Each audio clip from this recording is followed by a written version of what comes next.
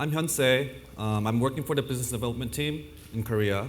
And today I'm here to talk about how to go global in a successful manner. And I'm going to walk through the best practices that is important to take the global market. So this is the agenda today. I'm going to begin with tips for global entry and share some success stories of actual developers that really worked closely with us. And at the end, I will conclude talking a little bit about the emerging trends around the globe in the mobile world. So, today we're living in a truly mobile world. As mentioned in previous presentations, Google Play is a truly global market. Countries shaded in blue represent countries that has the largest install base around the world. Countries with the dollar sign are the countries that represent the largest revenue markets around the world. Revenue-wise, Korea, Japan, and US is the largest, and it is constantly growing at this moment. Also, EMEA is growing extremely fast, with Germany, United Kingdom, Spain, and France leading the growth. So, looking at the global market, the question will be, what is needed in order to successfully enter the global market? There are three important aspects that you need to consider when you are thinking about international expansion. You need to acquire the right users first, engage with them to make them feel that they are loved, and retain them to make them stay and not leave. In order to achieve this, though, you need to first know your target audience that you are targeting.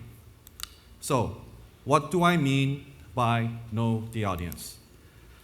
These three questions are the questions that you want to ask during the preparation of your global strategy. Users use different devices in different times, enjoying different content, varying by region. It is important to know what mobile device they use, when they use the devices, and how they use the devices with what content. In the Western region, people tend to use their mobile devices sitting down. And by what I mean by sitting down, you'll know in the next slide, but when they are not on the move. In the US, for example, mobile devices are used mostly at home, on your couch, after dinner. Tablets are actually used more in the US and the EMEA markets compared to APAC because of this reason. Now, this is APAC. This is a typical everyday commuting scene in Korea and Japan. You may have noticed that everyone's head is looking down, looking into their smartphones. There is this funny story about the subway in Korea. There were a lot of advertising agencies that actually had ads on ceilings of subways. But after the launch of smartphones in Korea, a lot of them closed down because no one looked up. So smartphones are very heavily used on the move in the APAC regions. Contents are very different also. I want you to take a close look at these games before I move on to the next slide. There are some famous titles. In the US, Clash of Clans, Heyday. Germany, we see a game from Kabam. These are games in the APAC region.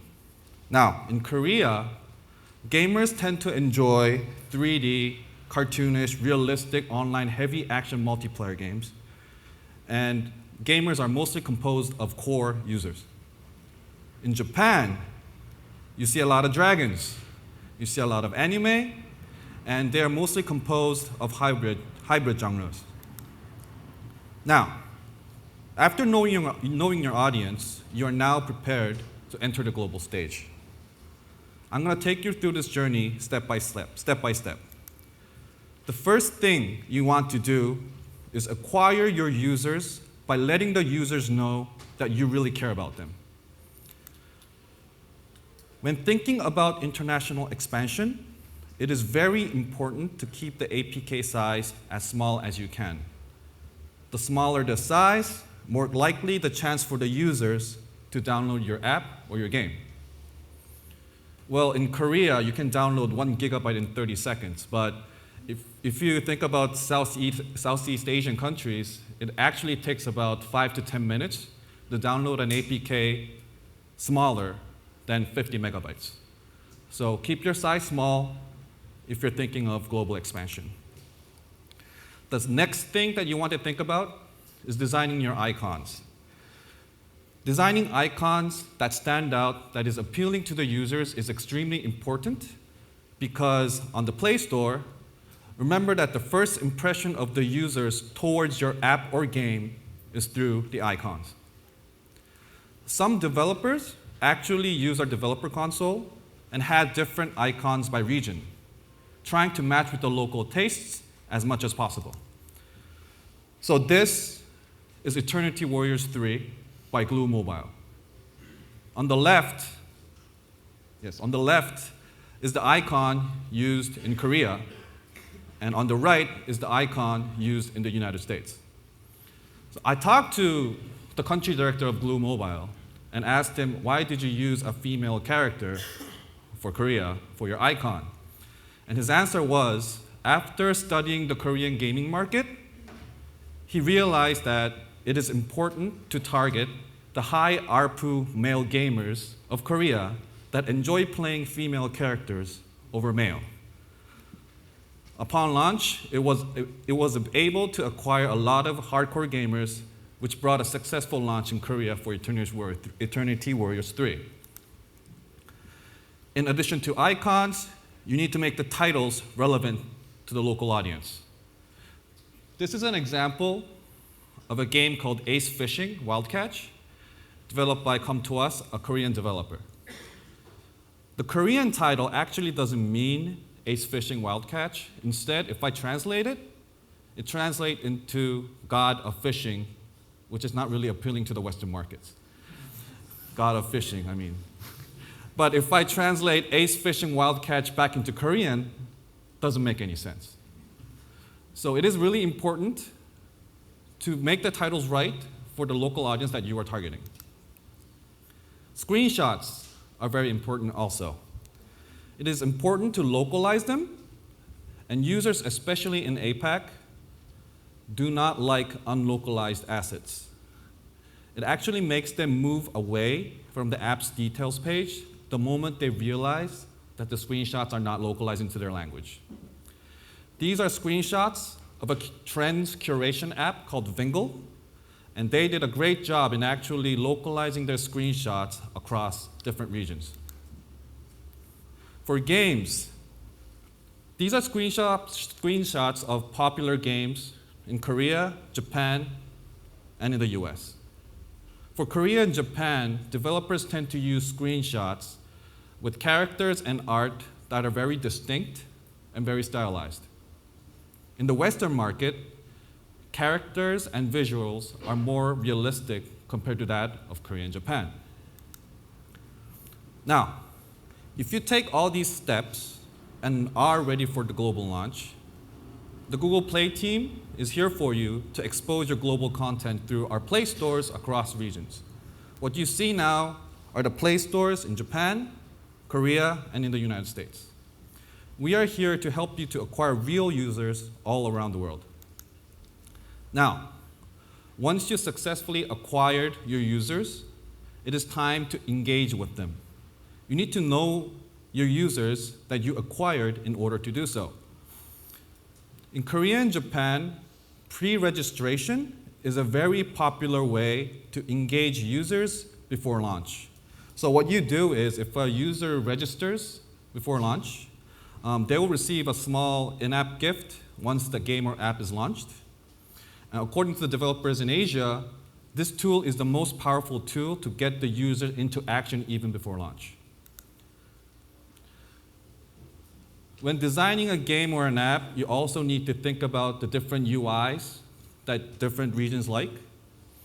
In Japan, for example, which you see on the left, there is a lot of information crammed into one screen. However, contents that are popular in the West has a much more simpler UI and is much more straightforward. Having the correct UI design for the target market will be also a very important aspect in keeping the users from leaving once they install your game or an app.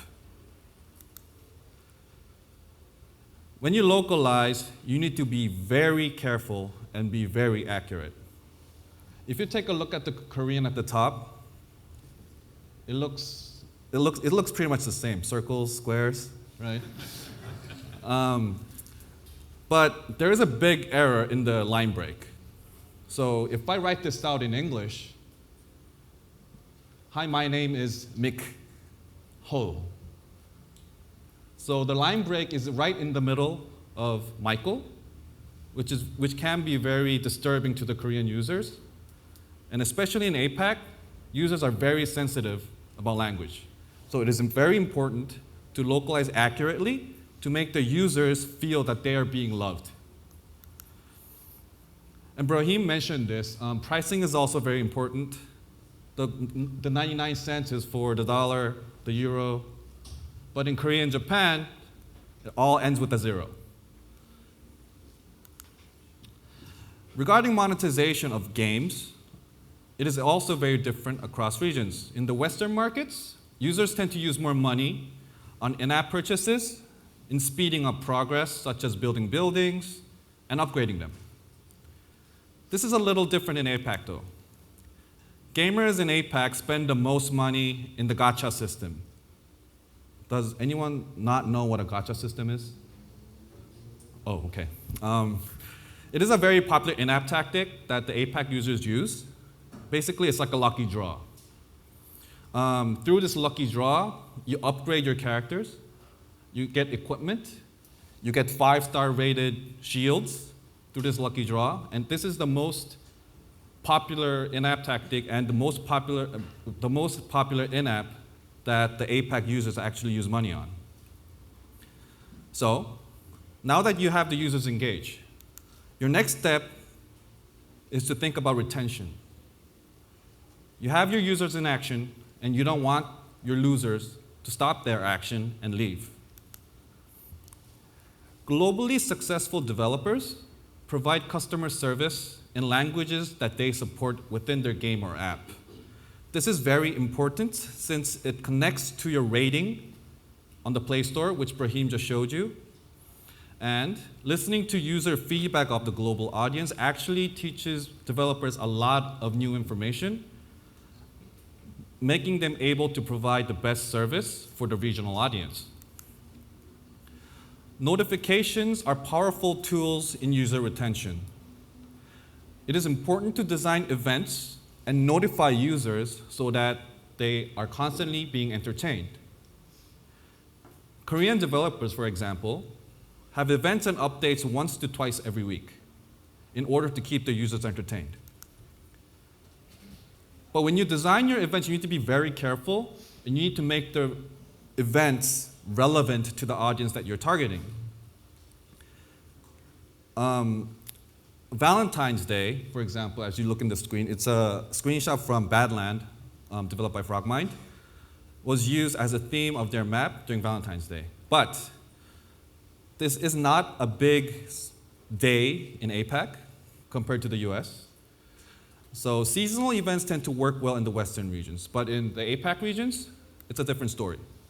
In Japan, for example, collaboration with strong IPs is the most popular method of events within games and apps. Clash of Clans, when it got popular, it had a collaboration with Puzzle & Dragons.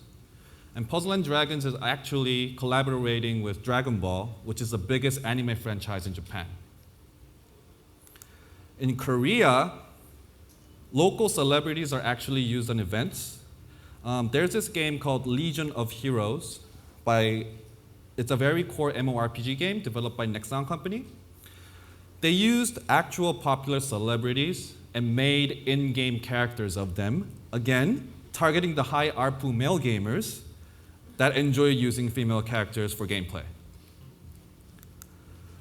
So, now I'm going to talk about a little about success cases from Korea that actually was successful in the global market. The developers that I'm about to show you are developers that we have been working very closely in the Korea team. So this app is called Vingo. I showed you this app for the localization part and screenshots. What is great about this app is that allowed its global success was following the Android design guidelines. They use action bar, navigation drawer, and tabs, making it easy for the global audience that use Android to use this app. Currently, Vengo is rated 4.8 from the global users, and the users are constantly growing at this moment. The second app I want to talk about is an app called Polaris Office. This is an app that allows users to edit Office documents on your tablet or on your mobile phone. Not only they followed the design guidelines, but they also use a subscription model that Brahim talked about, and they are actually constantly generating revenue every month for the premium version or service. They currently have 2 million users worldwide, and 90% of the users are overseas. For games, this is a game called Summoner's War, which was developed by a Korean developer, Come To Us.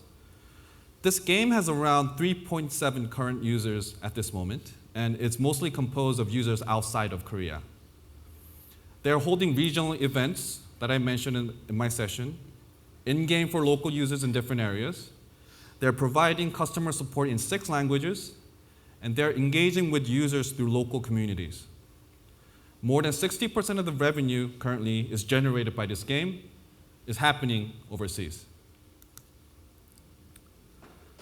So I walked through the journey of how to go to global, and I showed you some case studies of successful global entry.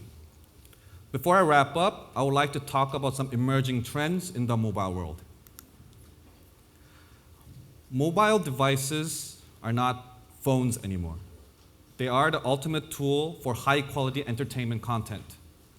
The higher the quality, the better chance of you having real users that matter all around the world. Korea developers these days are using the mobile devices to provide stunning games of high quality. On the left side, you see a high-quality MMORPG game, and on the right, a baseball game that is close to real and is using actual baseball players in Korea. Users today are always connected everywhere. Engagement with the users as a developer is also important, but engagement among users is becoming a key trend in the mobile world. For games, players engage by playing together with friends, and for apps, users see each other's activities, what they're doing on their app. Contents that involve users within the content are growing fast all around the world. Connecting from the previous slide, it is important to keep the users engaged even more outside of the game or app through empowering your communities. And if you have a chance, don't hesitate to go beyond the digital world. Create a franchise, just like what Gung Ho did for Puzzle and Dragons, which is the picture at the top, and like what Rovio did with Angry Birds. Angry Birds is actually very popular, the licensing business in Korea, and it's trying to expand into Japan also at this moment. So whenever you're ready or have questions regarding APAC, don't hesitate to reach out to our teams. We have a strong team in APAC, Japan led by Yoshi, Korea led by my boss, KH, and traditional Chinese markets led by Kevin in Taiwan. Here today we have teams from Mountain View and from EMEA that's helping you expand into those territories. But whenever you're ready to enter the APAC market, don't hesitate to email us, and we will be willing to help you grow your business in the international world. That's all I have for today. Thank you for listening, and here's my email.